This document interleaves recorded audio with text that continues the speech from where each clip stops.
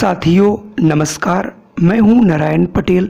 आपके अपने चैनल पे आज हम बात करेंगे राष्ट्रीय आय एवं योग्यता आधारित छात्रवृत्ति परीक्षा के बारे में। यहाँ पर दो आपके पेपर होते हैं। पहला पेपर होता है आपका शैक्षिक अभिरुचि परीक्षण यानी SAT सेट, जिसके अंतर्गत 90 प्रश्न आते हैं और इसमें 90 मिनट का समय दिया जाता है। यहाँ पर 3 विषय आपसे पूछे जाते हैं। विज्ञान के 35 प्रश्न, सामाजिक विज्ञान के 35 प्रश्न और गणित के 20 प्रश्न, जो कि आप कक्षा 6 से 8 तक पढ़ते हैं उसमें आते हैं। और उसके अलावा एक जो दूसरा पेपर होता है वो हमारा मानसिक योग्यता का होता है, उसमें भी 90 प्रश्न आते हैं। लेकिन आज हम यहाँ पर आपके विज्ञान के 35 प्रश्नों की बात करेंगे। जो भी हमारे हिंदी भाषी राज्य हैं, चाहे वो उत्तर प्रदेश हो, चाहे हरियाणा हो, राजस्थान हो, बिहार हो, झारखंड हो, मध्य प्रदेश हो, इस सब के लिए बराबर उपयोगी है। आप अपनी तैयारी को बहुत तेज़ करने के लिए आप हमारा वीडियो देख सकते हैं। तो आइए शुरू करते हैं आपके लिए वो 35 प्रश्न जो आपसे परीक्षा में पूछे गए हैं। पहला प्रश्न हमारा है, निम्नलिखित पदार्थों में से किसमें कार्बन नहीं पाया जाता? कोयले में, चीनी में, रोटी में या फिर नमक में? तो आपका सही आंसर होगा, अगर आपने पढ़ा है, बहुत बार ये प्रश्न पूछा गया और इसका सही आंसर है नमक में।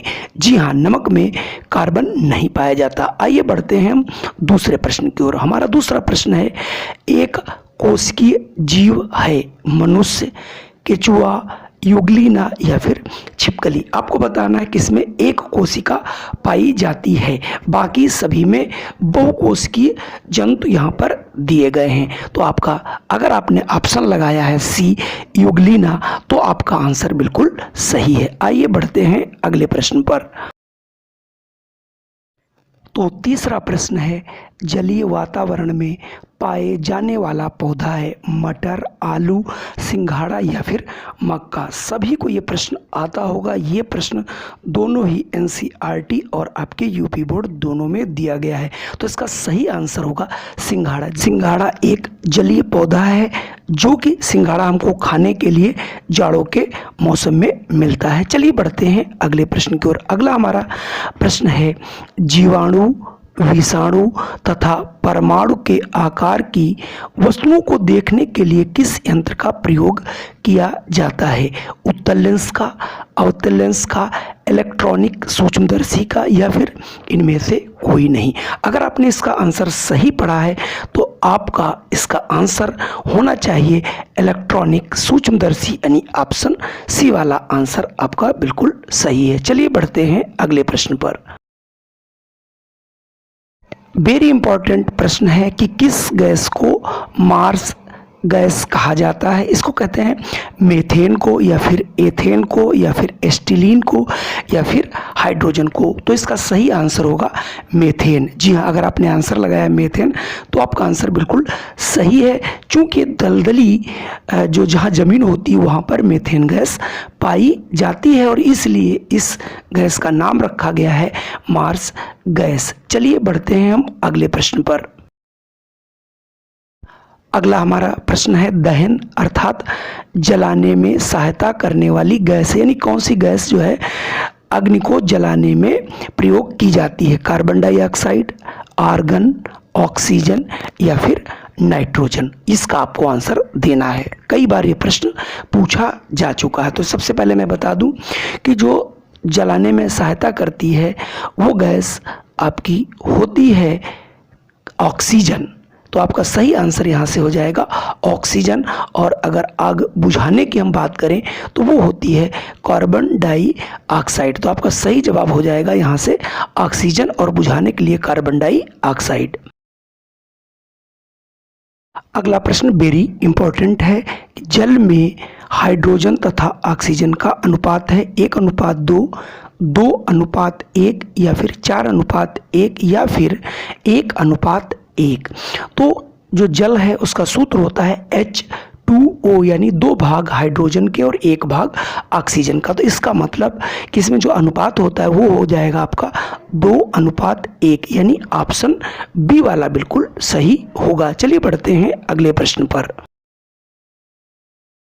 अगला हमारा प्रश्न है, स्वस्थ मनुष्य के शरीर का तापमान होता है 48 डिग्री सेंटीग्रेड या फिर 37 डिग्री सेंटीग्रेड या फिर 94.4 डिग्री सेंटीग्रेड या फिर 50 डिग्री सेंटीग्रेड। वैसे तो मैं बता दूं, शरीर का जो ताप है वो फ़ारेनहाइट में मापा जाता है, लेकिन अगर आपसे सेंटीग्रेड में ये तापमान पूछा जाए तो ये, अगर आपने इसको सही आंसर पढ़ा है तो इसका आंसर हो जाएगा 37 डिग्री सेंटीग्रेड।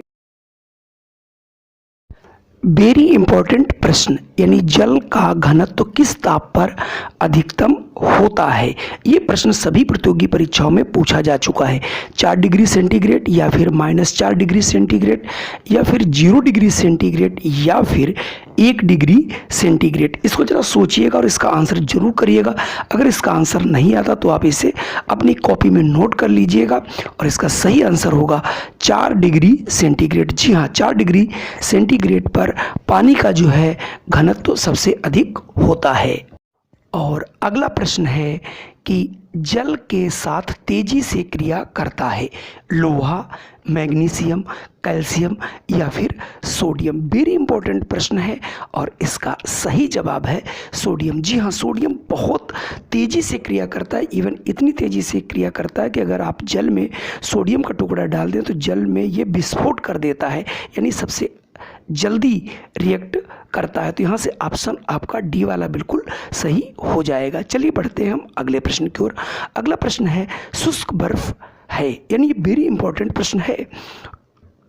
इसका ऑप्शन ए है ठोस, कार्बन डाइऑक्साइड, नाइट्रोजन, हाइड्रोजन या फिर इनमें से कोई नहीं। और अगर आपने इसका भी प्रश्न नहीं पढ़ा है या आपके समझ नहीं आ रहा है तो इसका आंसर आप बिल्कुल रट के रख लीजिएगा, ठोस, कार्बन डाइऑक्साइड इसका आंसर हो जाएगा। तो चलिए बढ़ते हैं अगले प्रश्न की ओर। अगला प्रश्न भी बेहद इंपॉर्टेंट है। रबी की फसल है, इस प्रकार से एक रबी, खरीफ और जायद फसलें होती हैं, धान, गेहूं, मूंगफली, मक्का। तो रबी की जो फसल है वो है गेहूं, इसे आपको याद रखना है। चलिए बढ़ते हैं हम अगले प्रश्न की ओर। अगला प्रश्न भी बेहद इंपॉर्टेंट प्रश्न है। आलू है, तना है, जड़ है, पत्ती है या फिर गोल मटोल जड़ है। इसको जरा सोच के जरूर आपको प्रश्न को लगाना है और अगर आपने इसे पढ़ रखा है तो आपका सही जवाब हो जाएगा तना। जी हाँ, आलू जो है वो न जड़ है, न पत्ती है, न गोल मटोल जड़ है, बल्कि वो एक तना है। तो यहाँ से आपका ऑप्शन ए वाला बिल्कुल सही हो जाएगा। चलिए बढ़ते हैं अगले प्रश्न पर। अगला प्रश्न है, 1 बाइट बराबर होता है 8 बिट, 4 बिट, 1 मेगाबाइट या फिर 1 टेराबाइट। तो इसका सही आंसर हो जाएगा 8 बिट, यानी ऑप्शन ए। कक्षा 7 की बुक में कंप्यूटर के बारे में बहुत अच्छी जानकारी दी गई है। एक प्रश्न हर परीक्षा में पूछा जाता है, इसलिए आपको यहाँ से कक्षा 7 का चैप्टर पढ़ना चाहिए। चलिए बढ़ते हैं अगले प्रश्न की ओर। अगला प्रश्न हमारा बहुत इंपॉर्टेंट है, ये भी कई बार प्रश्न पूछा जा चुका है। कार्य और ऊर्जा का मात्रक है, यानी कार्य और ऊर्जा का एक ही मात्रक होता है, न्यूटन होता है, डेसिबल होता है या जूल होता है या फिर इनमें से कोई नहीं होता है। अगर आपने इसका सही आंसर पढ़ा है और अगर आप अपना आंसर सी लगा रहे हैं जूल, तो आपका आंसर बिल्कुल सही है। आपसे मात्रक संबंधी जरूर प्रश्न पूछे जाते हैं। चलिए बढ़ते हैं अगले प्रश्न की ओर। अगला प्रश्न भी बेहद इंपॉर्टेंट है। जल की स्थायी कठोरता किसके कारण होती है? Calcium bicarbonate, magnesium bicarbonate, calcium या मैग्नीशियम के सल्फेट और क्लोरेट या फिर इनमें से कोई नहीं। और अगर आपने आंसर चुना है सी, कैल्शियम या मैग्नीशियम के सल्फेट और क्लोरेट के कारण जल में स्थायी कठोरता होती है। स्थायी कठोरता का मतलब है जल में जब आप साबुन से धुलें तो उसमें झाग न दे तो उसमें स्थायी कठोरता होती है। इस प्रश्न का उत्तर सभी बच्चों को आता होगा। आधुनिक संचार का प्रसारण होता है इंटरनेट के माध्यम से, पत्र के माध्यम से, कबूतर के माध्यम से, इनमें से कोई नहीं। लेकिन आधुनिक की बात किया जा रहा है तो इस समय सबसे अधिक जो है जो संचार का जो साधन है वो है इंटरनेट, क्योंकि इसमें पलक झपकते ही आपकी सूचना एक स्थान से दूसरे स्थान पर पहुंच जाती है। पत्र और कबूतर ये सब अभी भी हालांकि आपका पत्र के द्वारा संचार किया जाता है, लेकिन इस समय सबसे अधिक जो संचार किया जाता है वो है आपका इंटरनेट के माध्यम से। अगला प्रश्न है, न्यूट्रॉन पर आवेश होता है, धन आवेश, ऋण आवेश, कोई आवेश नहीं, कभी धन और कभी ऋण आवेश। तो सही होगा कि न्यूट्रॉन पर कोई आवेश नहीं होता। ऑप्शन सी बिल्कुल सही है। अगला प्रश्न है, अमीटर द्वारा मापा जाता है विद्युत धारा को, विभवांतर को, आवेश को या फिर विद्युत ऊर्जा को। अगर आपने ये भी चैप्टर बहुत अच्छे ढंग से पढ़ा है तो आप इसका आंसर जरूर दे सकते हैं। जी हाँ, अगर आपने ऑप्शन लगाया है विद्युत धारा तो आपका आंसर बिल्कुल सही है। एमीटर के द्वारा विद्युत धारा मापी जाती है। अगला प्रश्न भी बेहद इंपॉर्टेंट है, बॉक्साइट किसका अयस्क है? सोडियम का, लोहे का या फिर एल्युमिनियम का या फिर कॉपर का? तो सही आंसर है आपका एल्युमिनियम का। जी हाँ, बॉक्साइट जो है वो एल्युमिनियम का अयस्क है। ये इस प्रकार से सबके अयस्क आपको याद कर लेने हैं, किसका अयस्क पूछ दिया जाए ये परीक्षा में पता नहीं है। चलिए बढ़ते हैं अगले प्रश्न की ओर। अगला प्रश्न है, कार्बन का सबसे कठोर अपरूप क्या है? हीरा, ग्रेफाइट, कोक या फिर कागज? ये भी प्रश्न कई बार पूछा गया, बेहद इंपॉर्टेंट प्रश्न है। लगभग सभी प्रतियोगी परीक्षाओं में ये प्रश्न पूछा जा रहा है और लगातार पूछा जाता रहेगा। और अगर आपने इसका आंसर सोचा है हीरा तो आपका आंसर बिल्कुल सही है। कार्बन का अपरूप आप लोग जरूर पढ़ लीजिएगा। चलिए बढ़ते हैं हम अगले प्रश्न की ओर। और अगला प्रश्न आपके सामने है, एक खाली ग्लास में, जो आप खाली ग्लास देखते हो उसमें अमूमन क्या दिखता है? एक कुछ नहीं होता, वायु होती है या केवल ऑक्सीजन होती है या केवल जलवाष्प होती है? तो यहाँ से आपका सही जवाब हो जाएगा वायु होती है। अगला प्रश्न बेहद इंपॉर्टेंट है, पेड़ पौधे प्रकाश संश्लेषण में उपयोग करते हैं ऑक्सीजन गैस का, कार्बन डाइऑक्साइड गैस का या फिर नाइट्रोजन का या फिर जो है ओजोन गैस का? तो सही आंसर हो जाएगा, पौधे जब प्रकाश संश्लेषण करते हैं यानी खाना बनाते हैं उस समय वो कार्बन डाइऑक्साइड गैस का प्रयोग करते हैं और ऑक्सीजन गैस को छोड़ते हैं, जबकि पौधे भी श्वसन क्रिया जो है ऑक्सीजन गैस के द्वारा ही करते हैं। तो आपको ये प्रश्न याद रखना है, वेरी मोस्ट इंपॉर्टेंट प्रश्न है।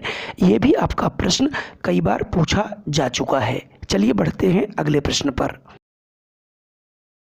अगला प्रश्न आपसे पूछा जा रहा है, कार्बन का प्रतीक है यानी कार्बन को किससे लिखते हैं? एच से, के से, एन से या फिर सी से? और आपने पढ़ा होगा कि कार्बन को जो है जो इसका प्रतीक है वो सी है, यानी ऑप्शन डी वाला बिल्कुल सही है।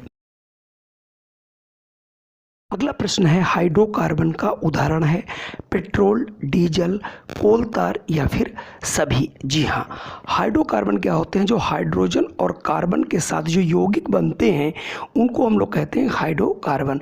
तो इसमें डीजल भी है, पेट्रोल भी है और कोल तार, ये सभी हाइड्रोकार्बन हैं। इसलिए यहाँ से आपका आंसर डी वाला बिल्कुल सही हो जाएगा। चलिए बढ़ते हैं अगले प्रश्न पर।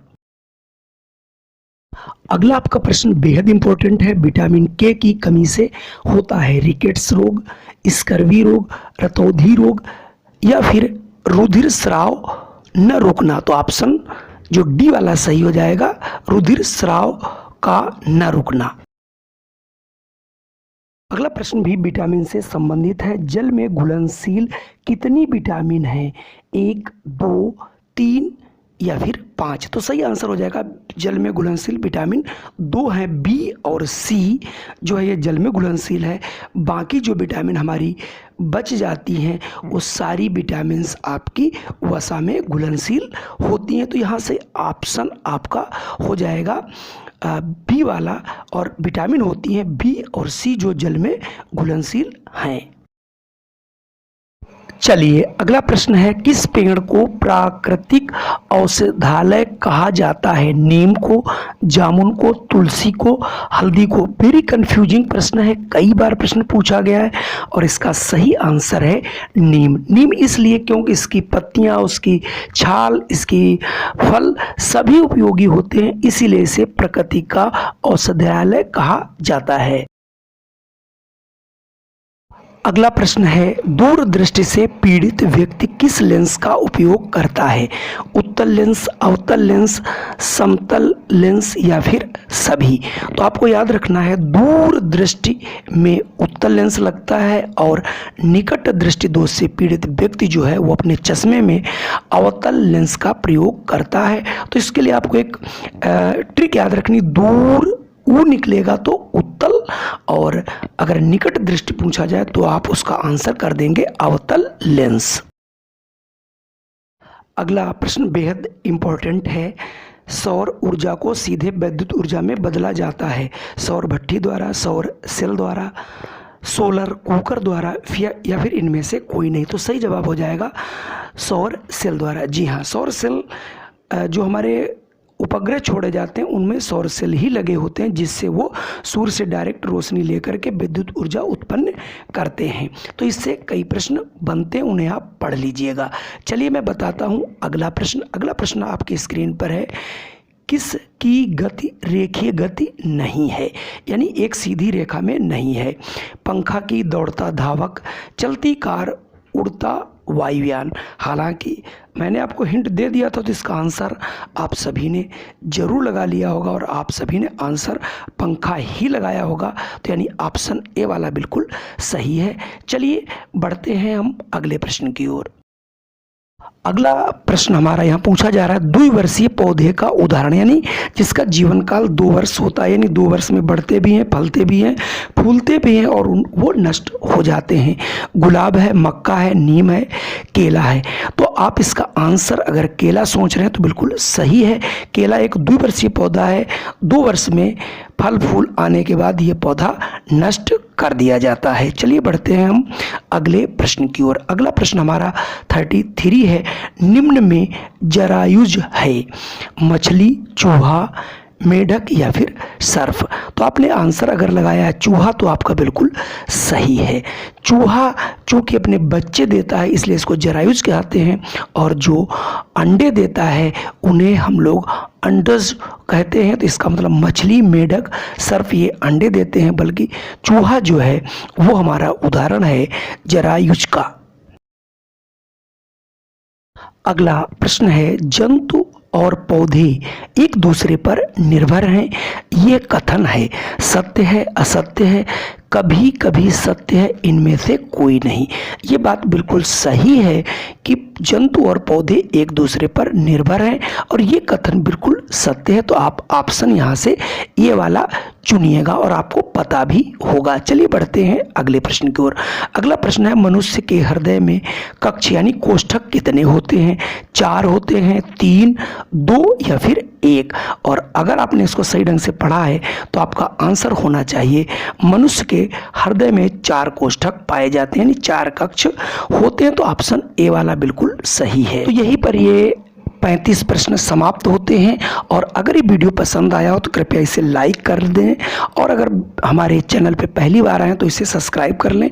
और अगर आपको कोई परीक्षा क्रैक करनी है तो आप इस चैनल को सब्सक्राइब कर सकते हैं और हमें कमेंट करके ज़रूर बताएं ये हमारे प्रश्न कैसे थे और आपको कौन किस किस विषय के प्रश्न चाहिए। उन सब के लिए मैं वीडियो आपको पृथक रूप से अलग अलग बनाऊंगा। जय हिंद, वंदे मातरम।